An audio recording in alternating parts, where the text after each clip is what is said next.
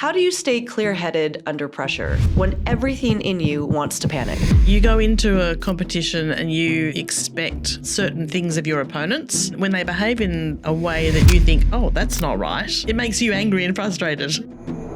Our guest today is Dr. Michelle Payne, performance psychologist, educator, and co-founder of Pocket Coach, an app that teaches practical mental skills like setting your energy for the moment and handling negative thoughts so that they don't handle you. She helped build one of Australia's first formal sports psychology programs at Monash University. She introduced psychological testing to the AFL draft process, and she's coached elite athletes from Olympians to pro club players for decades. You start to get angry and frustrated. It's because of expectations not being met. You believing that you're a better competitor than they are and you deserve to win. And why are they winning? This is not right. So that makes you quite angry, which causes the performance to drop off. In recent years, she's pressure tested her methods in esports, developing quick emotional regulation anti-tilt resets, which are simple routines that you can use to say stop spiraling after you make a mistake or when things feel unfair. These are all things that transfer perfectly to fight night. Remember, tilt affects your performance, and we don't want to affect performance. We have to stop being tilted. How do you help too with keeping that composure when you're in the middle of a match? Oh, good question. How do you stay clear-headed under pressure when everything in you wants to panic?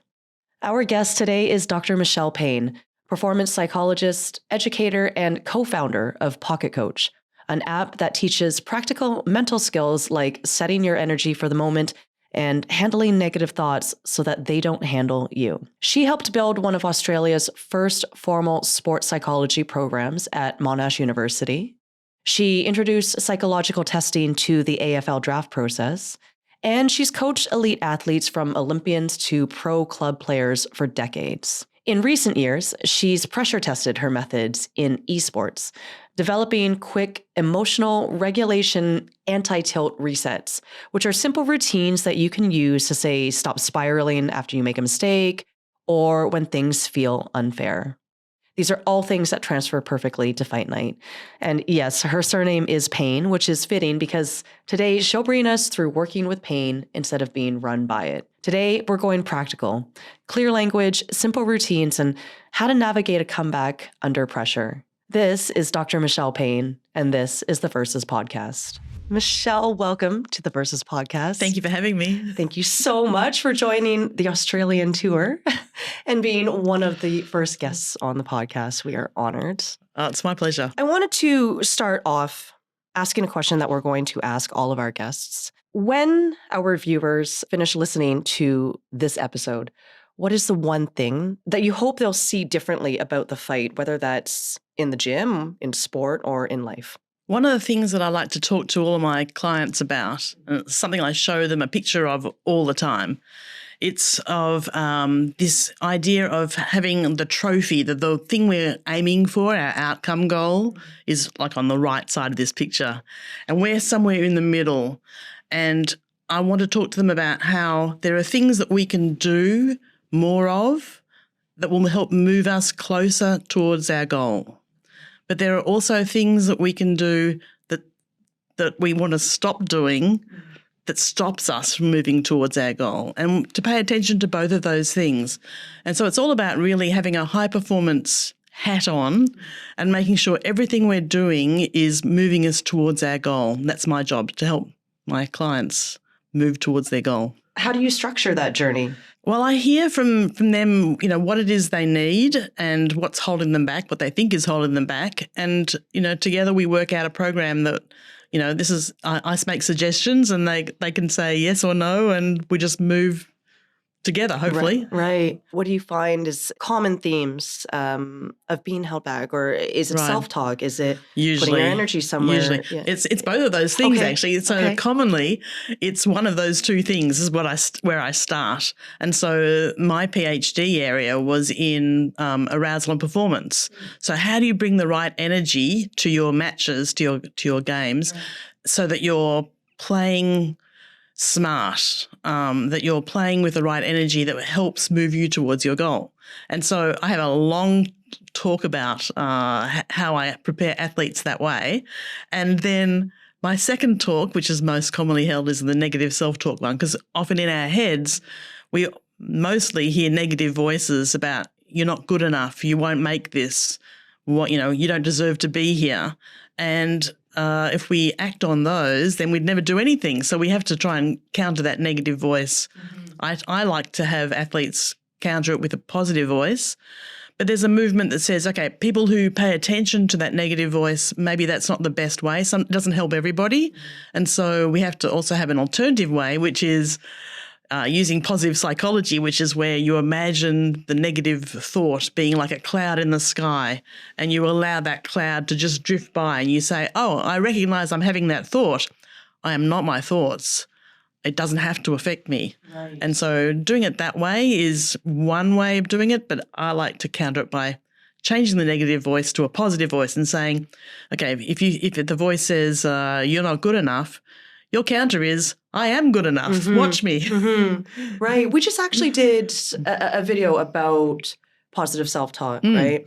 And I think a lot of people might think, okay, well, that's just, it's fluff. It's not...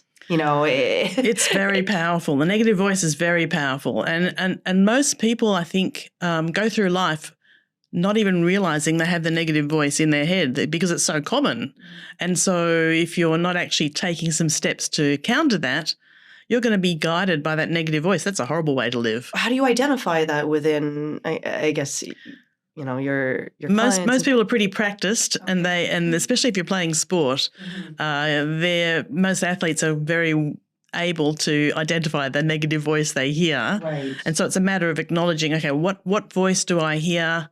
How can I change that to be a short message in my own words that totally refutes that negative voice? And do that, and just practice it, and it becomes much more natural to you after a while. Right. So a short message, right? Something almost like a mantra. Is that it? Sort of. It just has to be short. It doesn't have to be long-winded at all. Like only 2 or 3 words usually, but just so long as it counters and is totally just you're knocking it out of the park and just not even paying attention to that negative voice anymore. I'm replacing that with positive voice, and the reason I like that method is because I don't want that negative voice taking any real estate in my brain. I want it gone, and I want someone to cheer for me. Right. And so if I'm not going to do it, who the hell else is?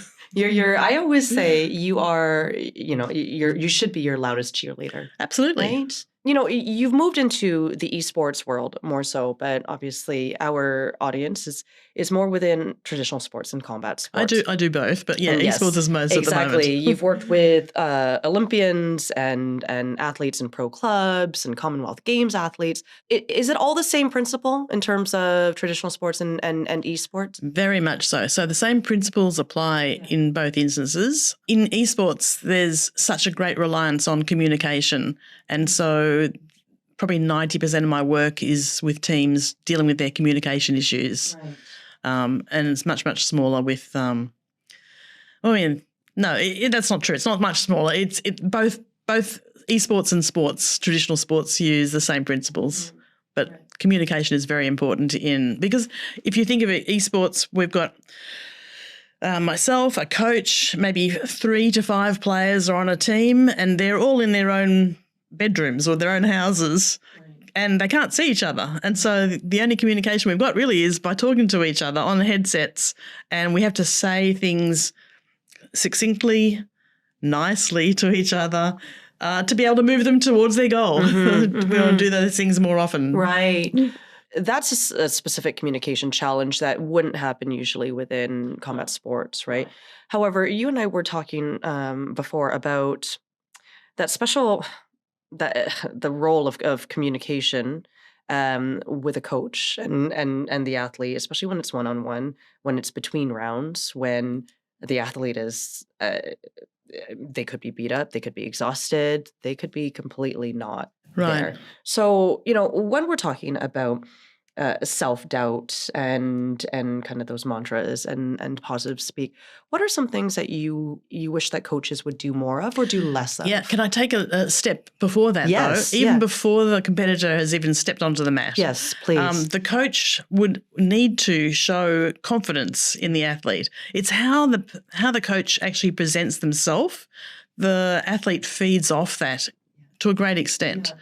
And so being confident, using positive language, that's all such a great help to the athlete. Right. So that's the first thing that I would say is watch your body language and watch how you speak to your athlete too. Be encouraging at all times. Right. Okay. And then in those rounds? In the rounds, again, you're looking for things that are going to be moving them towards their goal. So things that are helping them, reinforce those and get them, of course, stop doing the things that aren't helpful. Same thing as my picture initially. Right? Yes. It's the same sort of issue across the board. Yes. Let's talk about tilt, right? Where your tilt assessment, which as I understand it would be more of like an emotional regulation kind of assessment, right? So tilting, I don't know, do you have the concept in martial arts? We don't have the concept in martial arts. I believe that's more of it's a poker. It's an esports and a poker type term. Right. It's where you start to get angry and frustrated. It's because of expectations not being met in some way, which causes that anger and frustration, which causes the performance to drop off. And so this is what the tilt questionnaire is all about. Yeah. It's trying to identify, okay, well, what sort of tilt scenarios are you most susceptible to? Who's going to make you the most angry that will cause your performance to drop off? All right. We're going to get into the tilt assessment that you have on Pocket Coach in a bit. You haven't seen mine. I did take mine. The results surprised me, and I think it would surprise a lot of our viewers. Did you agree with them? Pardon? Did you agree with the results? I did after I read them. At first blush, I was like, no.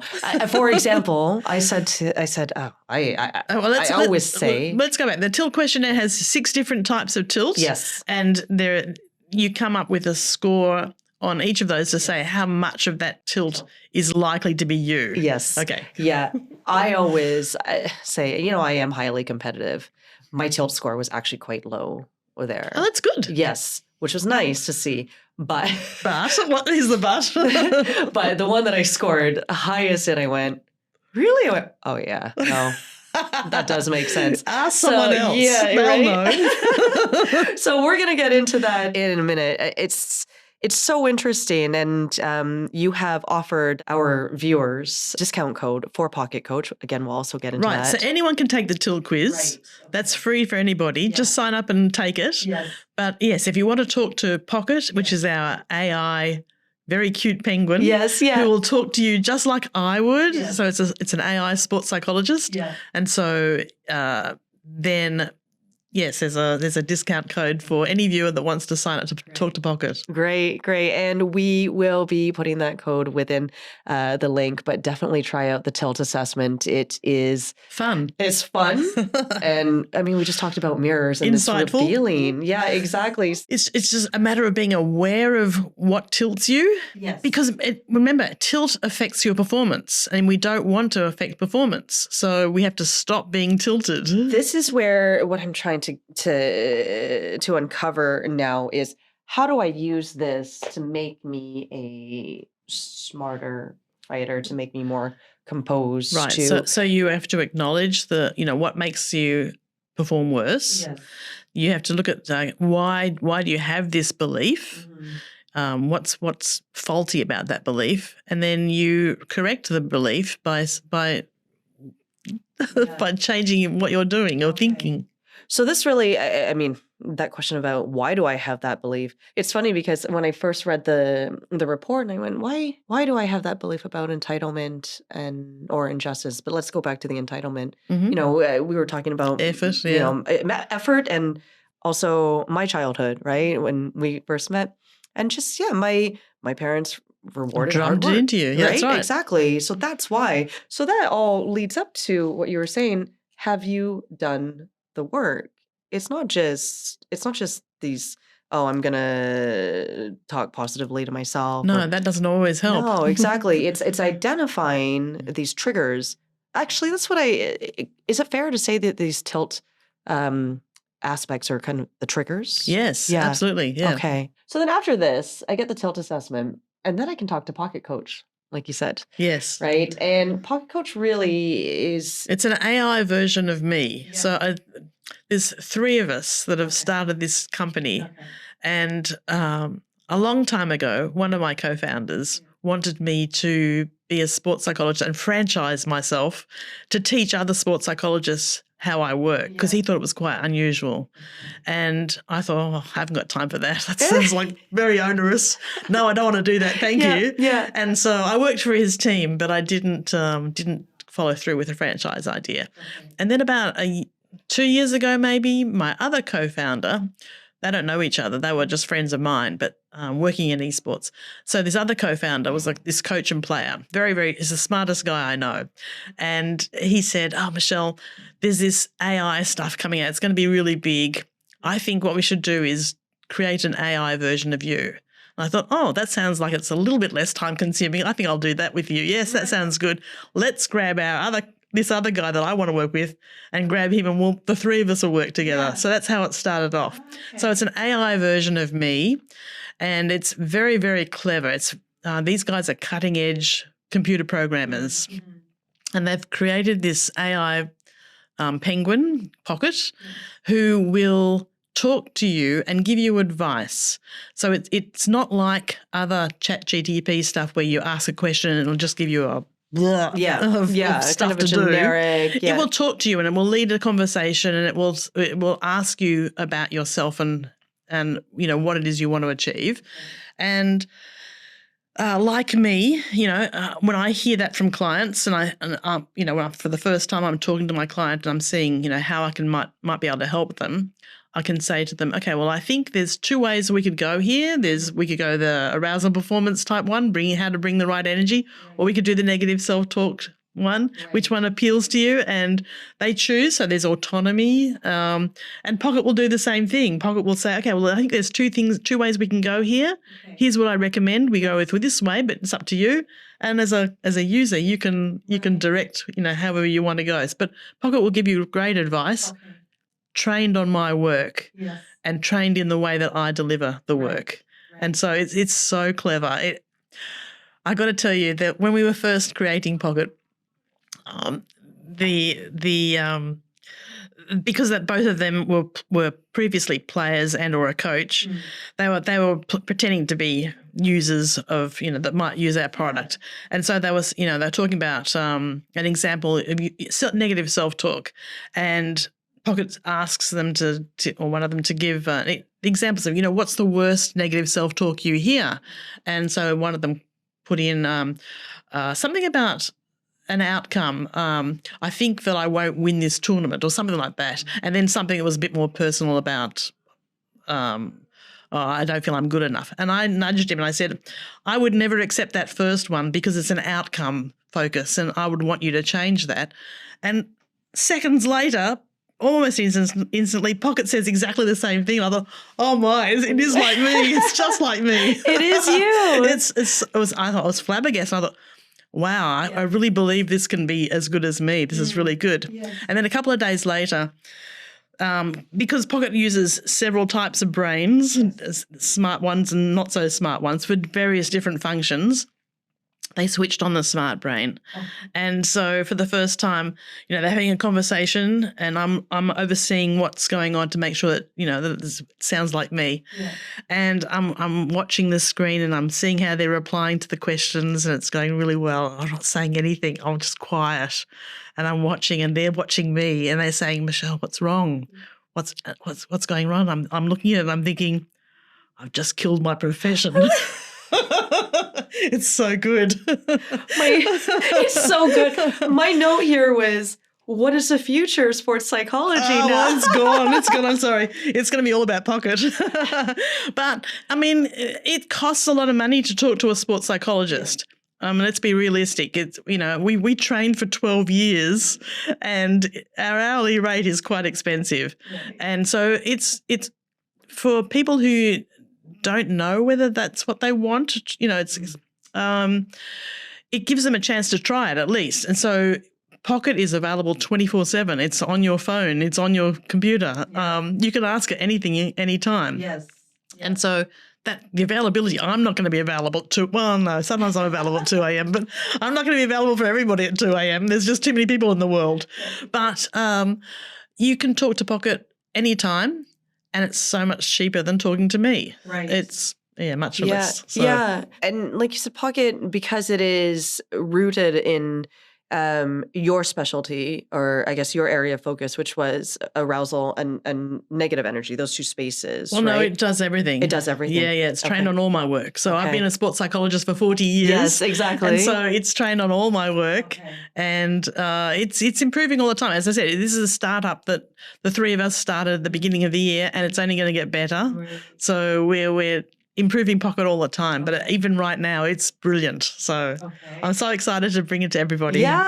I'm excited to chat with Pocket more. I did the tilt assessment. I haven't been able to chat with Pocket yet. Yeah. You'll be blown away. Yeah, I'm sure. So good. If we could step back, now I'm going to step back a little bit and kind of ground your experience to within, I guess, overcoming hardships and comebacks and resilience. And if we could we chat briefly about, well, not briefly, but let's chat about your son, about Phil. Sure. So Phil, I love talking about Phil. Okay. He's lovely. I mean, he seems like, I watched his podcast with the podcast that you sent me. Mm-hmm. Seems lovely. But he was a competitive gymnast since the age of 5, right? Right. Training. Well, he wasn't competitive in those days. It was recreational gymnastics. He started at 5 because he was bouncing around the house and driving me nuts. And I had a colleague, it was a colleague at work whose daughter was a gymnast, and she said, "Oh, I think Phil would really enjoy that." Right. And it's a good primer for any sport. And so I thought, "Oh, okay, that sounds good." So I trundled him down to the local gym just the next suburb away, and he had a great time for many years at this gym. And probably 5 to 11 or so was just recreational gym, nothing stressful. He had no ambitions really to go on much further. Mm-hmm. And then he met up at a competition. He met up with some boys, and they said, "Oh, we're looking to move up to the next couple of levels to be more serious." And he joined in with them and went to another gym where he was able now to go a bit more further. Okay. And then from there, another coach sort of saw them and said, "Oh, well, we think you should be good at the high performance center." And so there's a progression that sort of goes on. Okay. And that's when he started training 30 hours per week? Yeah, that's right. So at what age again? Well, he would have been, when he took it seriously, joining HPC would be about 14, I think. Wow. That's a lot. It's a lot of hours. That's a lot of hours. And then at 19, he had an accident. Yeah, he was working part-time, working in a trampolining area, teaching trampolining because he's very flexible and very good at what he does. And he was demonstrating, I think it was out of hours even, just demonstrating stuff to the other people there, and had an accident where he landed on his neck off the trampoline. And I got the horrible phone call to say, "Oh, your son's had an accident. You need to come to hospital." So this wasn't at the gym. This wasn't in training. No. It was at his workplace, which is lucky because he was covered by work cover for insurance. Right. Yeah. But yeah, so initially they didn't think it was too bad. They thought it was just, not too bad. And he spent the couple of days in hospital, and then they sent him home in a brace, and they said, "You'll be okay in a couple of weeks. Come back and see us in a couple of weeks." And then about 6 weeks went by, and we went back, and I know maybe it was earlier than that. We got a phone call maybe from the surgeon saying, "Oh, we've had a look at the x-rays. Actually, he has got a break, his break in his neck. Drive him here to the hospital right away. Be very careful when you're driving." Don't stop suddenly. That was the advice. They didn't even send an ambulance or anything. No. So we drove into the hospital, and he got admitted for surgery. And being a very fit young man, and he recovers really well from surgery, he was there maybe a day after the surgery, maybe 2 days, and they discharged him. And they said, "Is it okay to send him home? Because he's just sitting here in hospital. He's so well and fit." we don't think there's anything much we can do for him. He's just resting. Right. And I said, yeah, I think it's better at home anyway. So he came home with me and recovered that way. But there were a couple of steps in between where we thought he was going to have the neck brace off, and they said, no, it has to be on a bit longer. And so just having your hopes up that something was going to change and having them dashed was really mentally tough for him. I recall at the time it was tough for me as well, but much tougher for him. And just being able to cope, being very resilient, and just saying, okay, these are small setbacks. It won't last forever. It'll be okay. And he always intended to go back to gym if possible. We were told, his doctor said, we advise you not to go back to gym. Yes. You're lucky to be you probably won't run. And I should tell you too, at the very same week that Phil had his accident, there was a young guy in New South Wales who also damaged the same vertebrae, and he's a paraplegic. And so it's quite shocking to think that just roll of the dice it could happen, and it could have happened any time. So it's just horrible, but he's making the most of it. So he went back to gymnastics in the end, took it very slowly, and came back a better athlete mentally as well as physically. And, he's just tremendous. Incredible.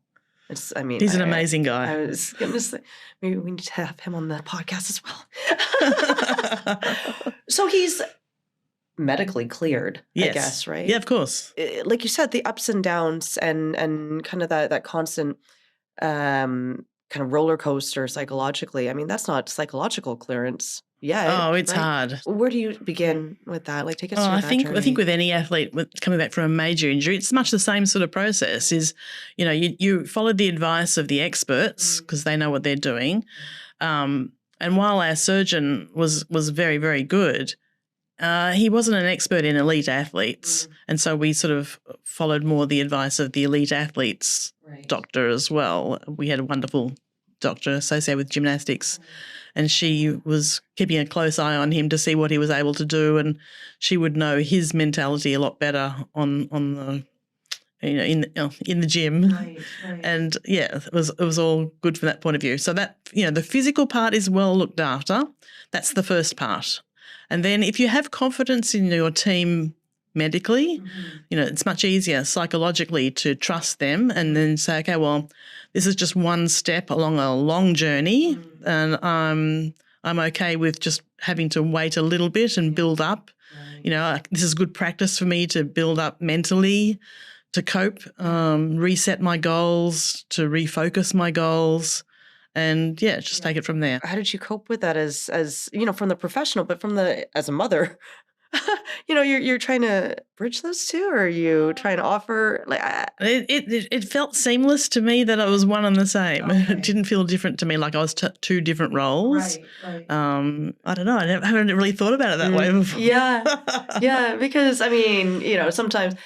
So when I was growing up, my mom is a registered nurse, but I remember when I would get scraped up or get hurt or something, immediately her nurse hat is on. Obviously, she would always say, "Are you okay? You all right?"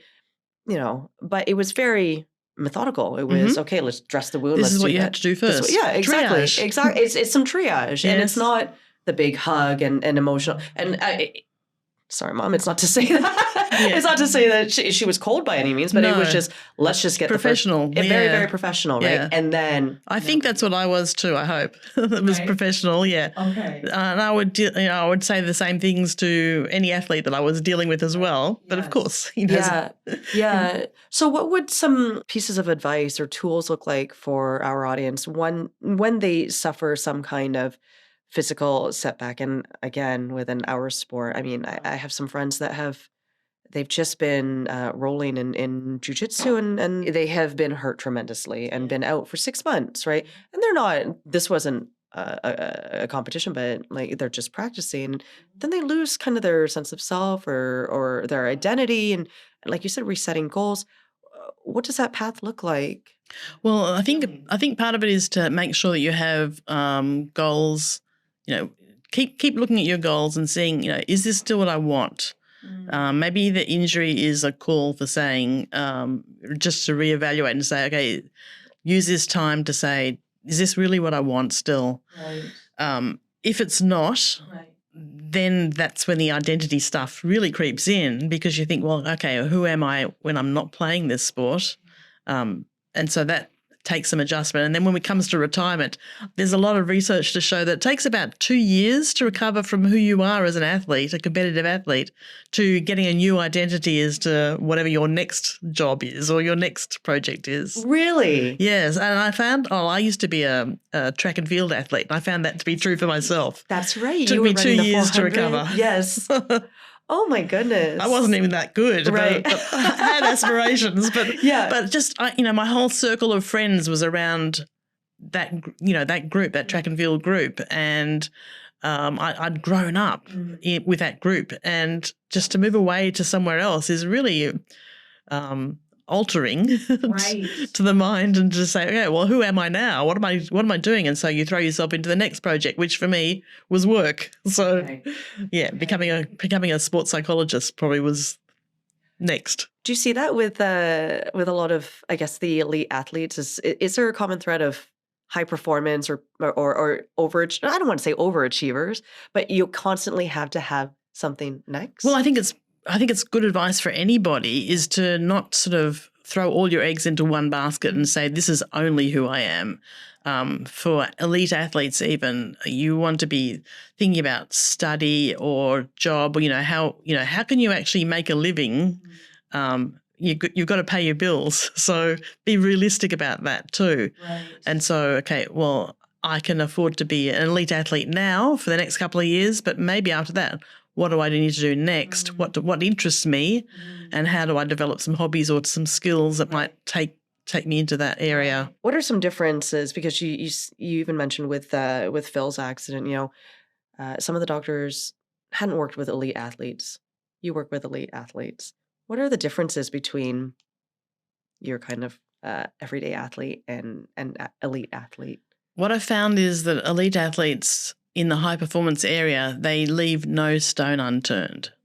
They are prepared to examine everything they do and see if that moves them towards their goal or not. Right. And they stop doing things that don't move them towards their goal. Right. They pay attention to those things, whereas most other people might do more of the things that move them towards their goal, but they forget to stop doing the things that don't help them. Really? That's what I found. They forget, or they conveniently? I think they forget, or they don't even know or they don't remember to do that. Really? They don't pay attention to it. Whereas elite athletes will pay attention to everything. They'll do everything possible to shift the needle to move them closer to their goal. It's a different mindset. It is a different. Can you grow that mindset? Oh, absolutely. Absolutely. What would be a top piece of advice for somebody just saying, how do I start growing that? Is it being more mindful? Is it? Yeah, examine what you're doing. Okay. Maybe ask someone else for their input as well, because that could be wise to say, okay, well, am I doing everything I could? Right. And you'll, if you write down all the things you're doing, the good and the bad, how do you spend your time is a really valuable question to ask yourself, because that tells you, are you paying attention to the right things or not? How do you spend your time? It's such a simple question, but it tells you what your priorities are. Yeah, that's a big mirror. Yep. Kind of scary too sometimes, right? So well, it's a truthful mirror. Yes, yeah, exactly. Because you're choosing, how you spend your time, so one imagine. So Right.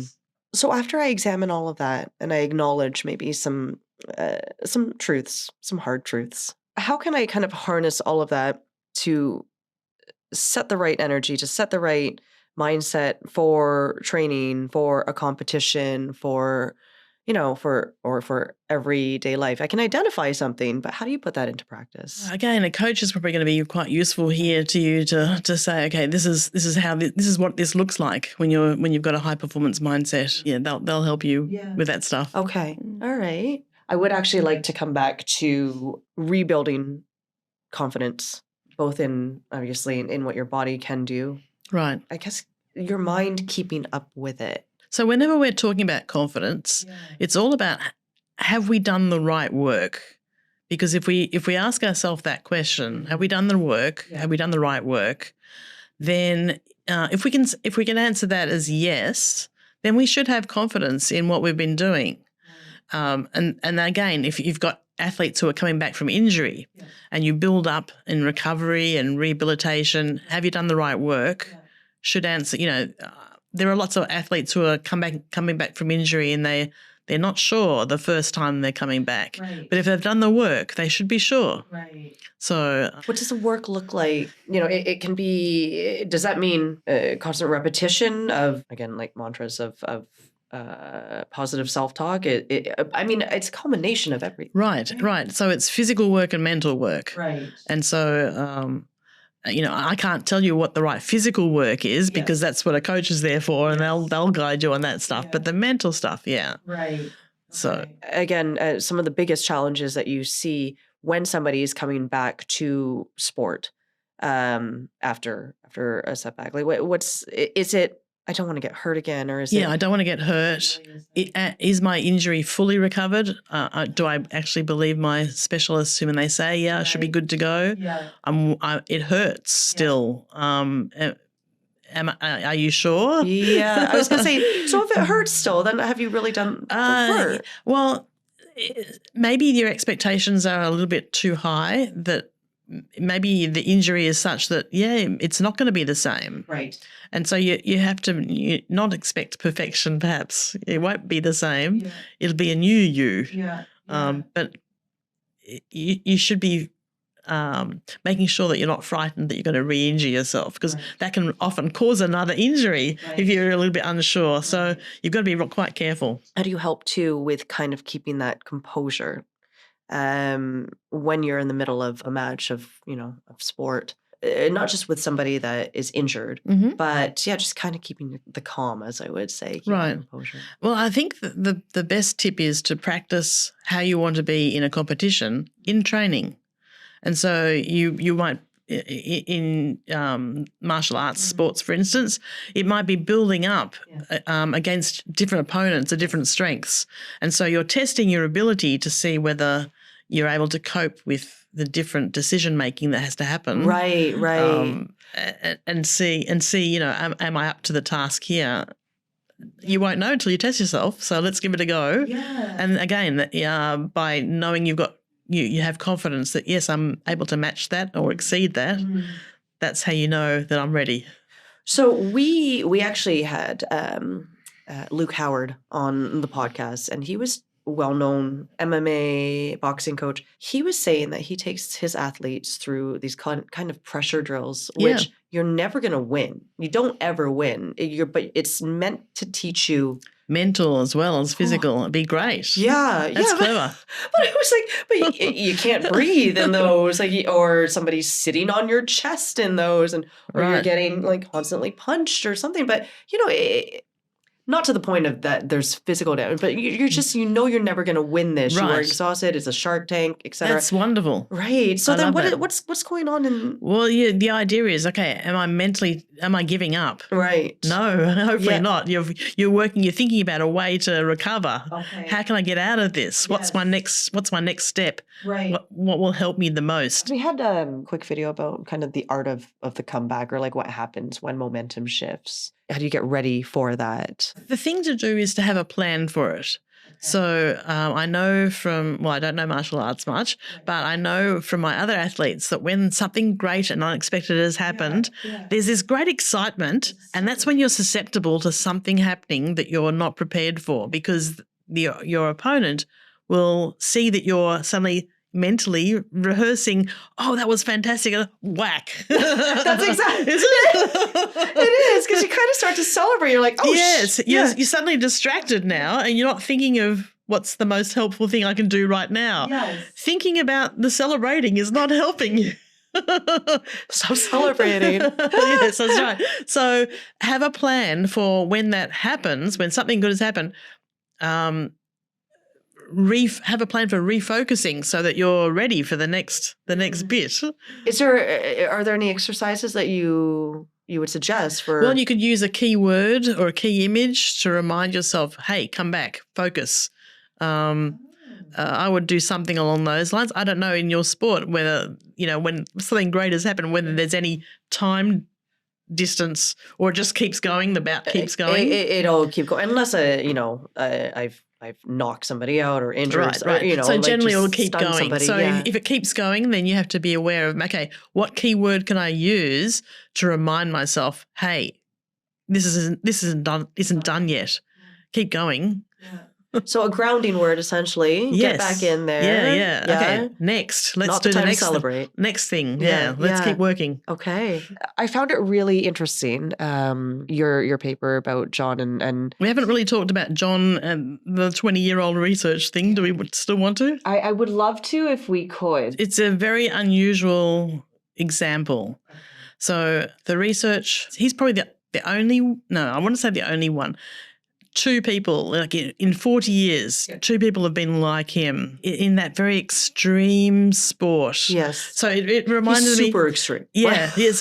It reminded me a lot of the Monty Python sketch from the Holy Grail, where there's the knights going across the bridge and it's only a flesh wound. And so for him, John was John is a pseudonym, so I can say John. He was a client I had 20 years ago, and he came to see me because he had an injury to his leg. And a very severe injury to his leg. I can't remember now how he injured himself. I think it was snowboarding, snow skiing, something. He had a very bad smash up. And his doctor said, okay, I want you to stop doing these extreme sports at the moment until your leg heals, because if you have any more accidents to this leg, it will have to be amputated. It's quite serious. And so, of course, my client says, I'll start racing cars because I'm sitting down and it'll be fine. I'm not using my leg. And he was quite a wealthy young man, comes from a wealthy family, and he could do whatever he wanted, really. And his passion was extreme sports. Right. And he did not want to stop doing extreme sports. And so it would kill him to do so. And so anyway, he's become a racing car driver, and he had an accident. And his leg was okay, but he had a brain injury.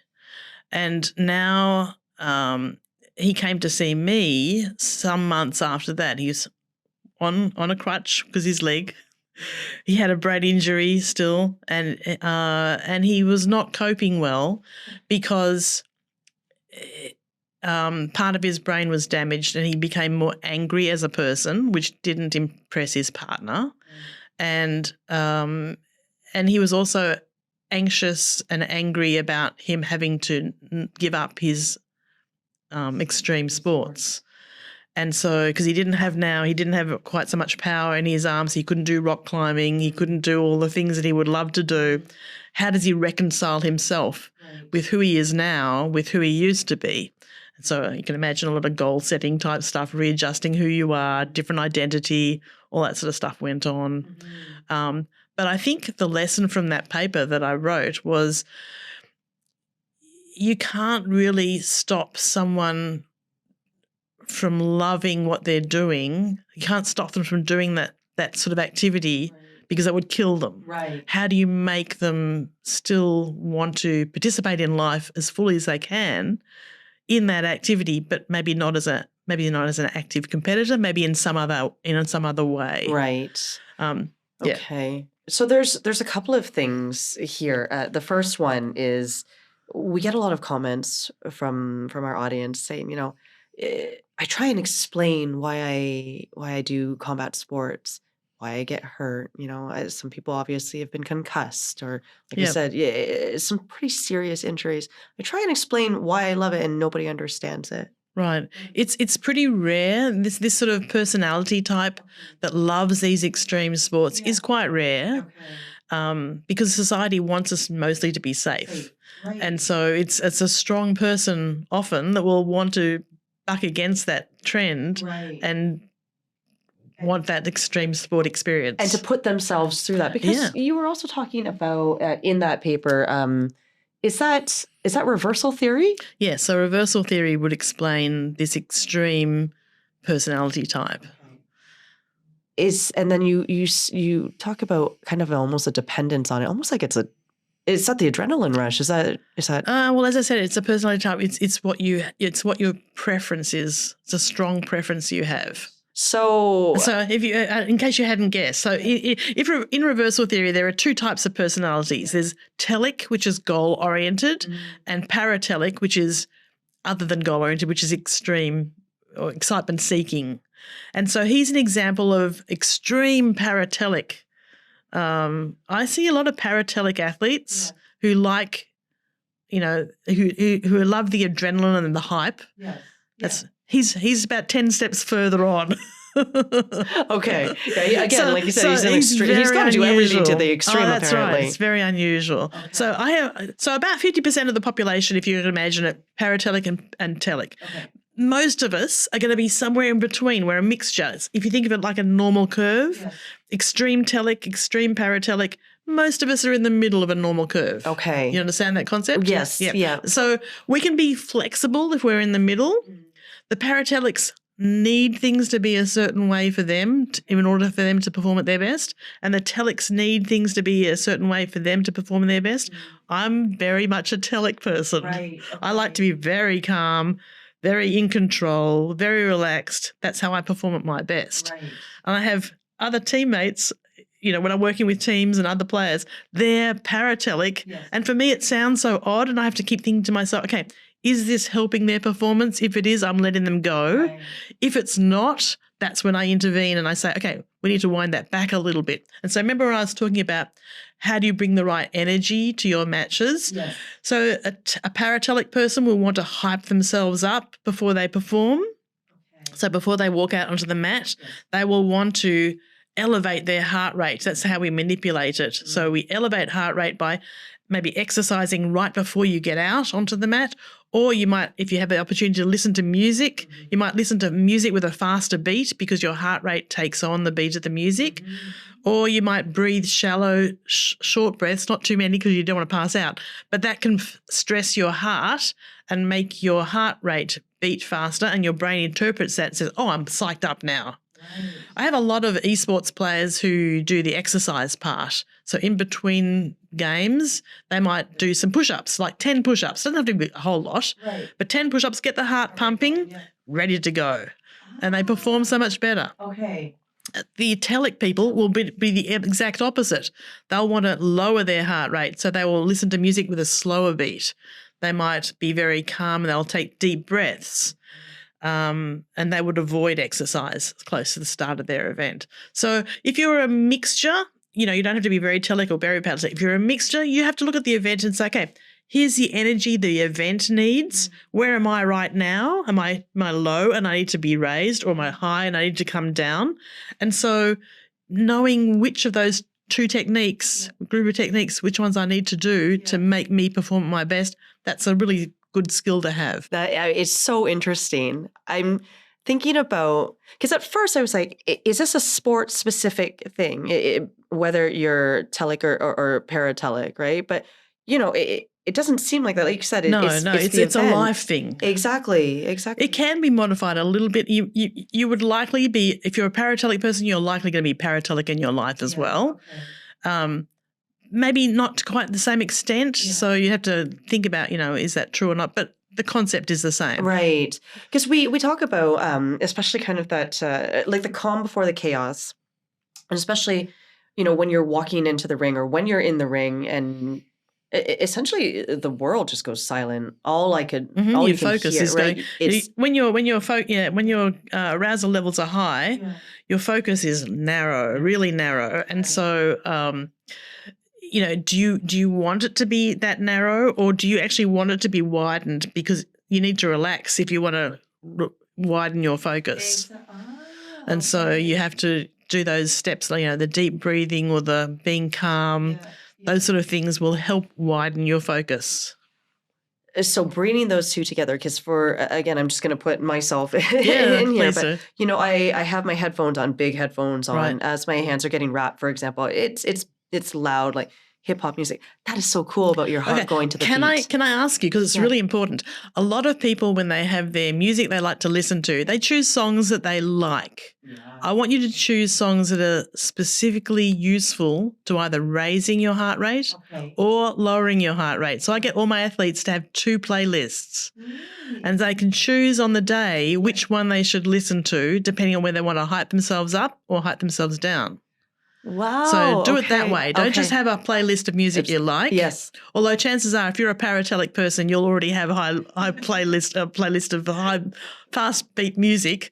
But be very strategic about your 2 playlists. Okay. Choose music with a calmer beat, or choose music with a faster beat, and listen to the one that you need on the day. All right. That's a really good tip. That is a great tip.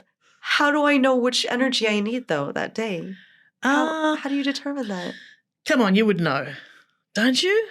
I always, you know what I do? I feel like I do, but if I'm honest, there are some competitions, and it wasn't all fighting, but like I just needed just to be calm, right? And so I had like Lionel Richie in my ear. I think if you start, if you start listening to the music and you think, no, this is not right. Yes. Just swap to the other one. Okay. I think you will know. You'll know. Yeah. Again, if you do that work, or if you are a little bit more aware of. That's right. Being aware is the key thing. Oh, that is great. Okay. Yeah. I guess I'm making a Lionel Richie playlist. Yeah, why not? Right? So the way you look at it is if you put in music that you like and ask Google, what's the BPM? Yeah. Put the title of the music and then put BPM with a question mark. Yeah. Google will tell you what the beats per minute is for that track. Yeah. And then you choose music with 120 beats a minute or more for your fast beat music, and 60 beats a minute or less for your slow beat music. And you just collect like 10 or 12 songs that match both of those and put them in your playlist. And you just choose on the day which one you want. Right. And if you start off with the slow beat music and you think, oh, no, that doesn't sound right, I need to go far higher, choose the other playlist, or vice versa. And then what about for the coaches? Like, would the coach also kind of come in with 2 different type versus? The coach has to work on the coach has to be athlete focused. Yeah. So I would be, if I'm thinking of myself as a coach, I'd be thinking, okay, I'm letting my players do whatever they want.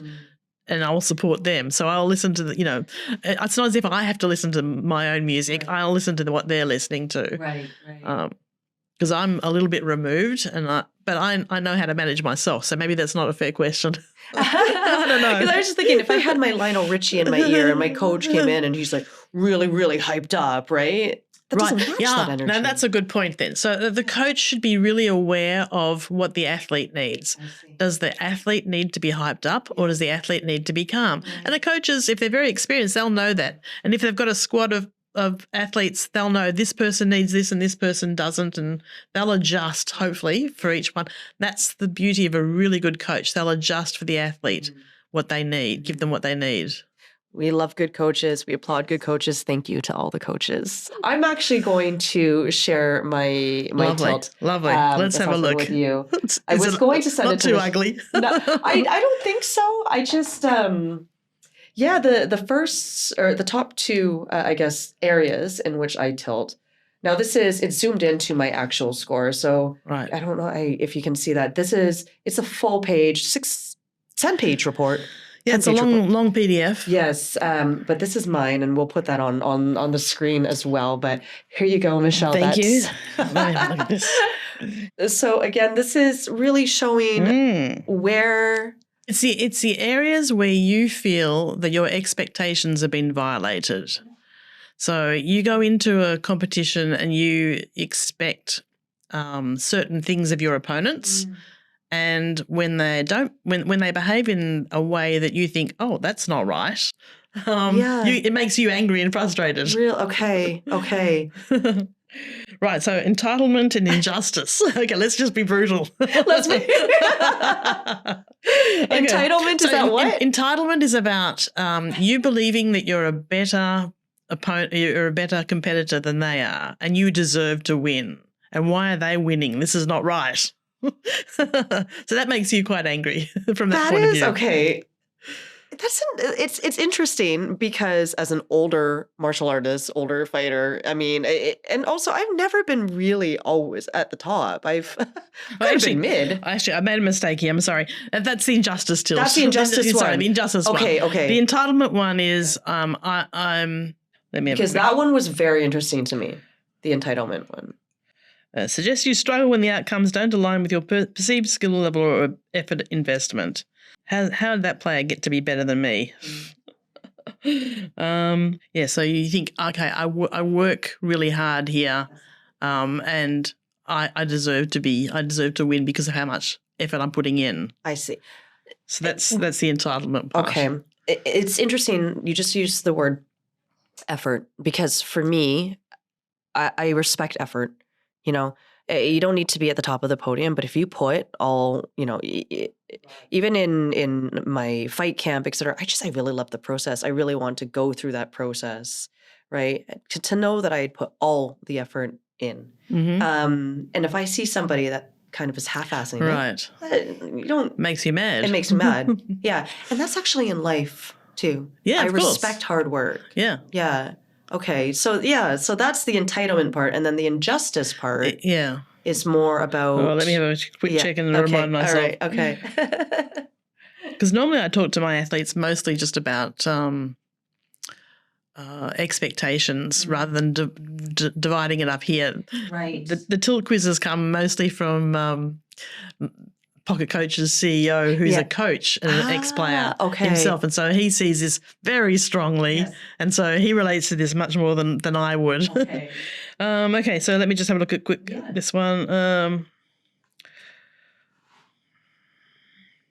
So it's where in the injustice tilt is where your opponents struck you in a lucky way. It was luck. It wasn't fair, right? Yeah. Or yes.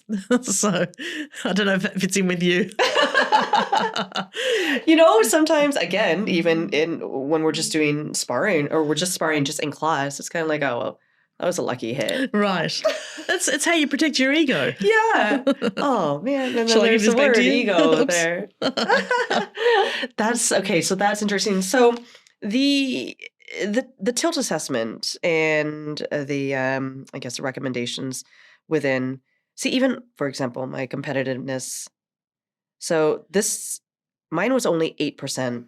Well, that's very low. Yeah. Very, very negligible. Low, right? Yeah. I wouldn't worry about that. Okay. And I do want to. You just pick up the top one and you work on that. So it'll probably give you some ideas in the PDF, or if you want to talk to Pocket, and Pocket will give you some great ideas about how to fix things. Okay. I'm going to read some of this from my profile. I have strong emotional maturity and self-control, but I have some specific vulnerabilities around expectations and perceived fairness. So I have low scores in perfectionism, competitiveness, and desperation. Oh, thank goodness. Perfectionism, you want to be low. Okay. What is that? It's where you are driven to be perfect, to think that your ideal is, it's an unachievable goal, really, and it makes you only unhappy. So I try to drum out perfectionism in all my athletes, although I know for sure there are athletes who are driven by perfectionism, and that's what keeps them going, but it makes them so unhappy because they can't win every match. They can't. It's not possible to win every match. Is that the same, Michelle, as people that think I'm not good enough or I'm going to embarrass myself? Is that because there's that's a lot probably slightly different. Okay. It's not quite the same thing. Okay. All right. And again, if they had evidence that they did the work, they wouldn't have that fear. So maybe the fear is I haven't done the work. Right. Okay. Perfectionism, competitiveness, that's pretty self-explanatory, right? Desperation. What is that? It's where you keep doing something even when it's not in your best interest to do so. So in, for instance, in esports, when you're practicing, you might line up to play matches on a losing streak and you think, okay, I must be getting a win shortly. I'm going to keep playing till I get a win. I see. And you're better off sometimes quitting while you're behind, so you can regroup and come back stronger. So, taking a break, coming back stronger is a better strategy than continuing to go, making your mentality fight against you so that you're not performing well and expecting to perform well and you don't, and being disappointed. So stop doing that. Stop doing that. Take a breather. That's right. Take a Go breather. outside for a minute. Come back. And then the last one, which I feel like would be applicable to a lot of our audience, but revenge. Right. So this person has beaten me a number of times. It's my turn now. I'm going to get them. And having that revenge mentality, it's sort of like a blind rage almost. So you don't think straight. And so you want to be smart. You want to be cool and calm. I believe anyway. Seeing cool and red. Calm. Yeah, that's right. Yeah, I mean, make good decisions. Make good decisions. Yeah, and this is, I mean, one of the goals with Versus, right, is to just make smarter fighters, smarter martial artists, right, more sophisticated ones. So, yeah. So the tilt assessment, I took it, obviously it is geared toward esports. But like you said, it can be used with any sport. I mean, there's some questions there that are a little more geared toward esports. Right. I had to look up AFK and PUG. I didn't know what that was. Oh, right. But that's just because I don't game. Right. But Yeah. But again, I'm sure a lot of our audience would. There's an alternative question, like there should be the ability to choose other and not be in esports. Okay. So I think if it's not there, it's coming. Okay. So it will be, there will be alternatives there. Okay, great. Normal language. Yeah, okay. And maybe by the time the podcast releases, then it will be there, because I think that would possibly be really good. Yeah. Okay. Awesome. So then when I take this, like you said, you identify, you do the work, you ask yourself, why is it like this? And then of course I should share this with my coaches, right? Of course. Yeah. And it's fun too if you're in a team or a squad of people to share it around, because the others will know what tilts you. And they'll say, oh, that's so like you. Yeah. And, we have a lot of, I guess, people that would be watching that aren't actually in martial arts, but they're in other high performance sports and team sports too, right? Yeah. So this share it with your teammates. Get them to have a look. Yeah, exactly. Definitely. It's super valuable. Very, very valuable. We're pretty much almost done. I do have one last question that I ask all of our guests. What truth has your work revealed to you about yourself? Oh, good question. The power of introspection. It's very important to understand yourself, to know what motivates you, to help you achieve your goals. And so if you know that about yourself,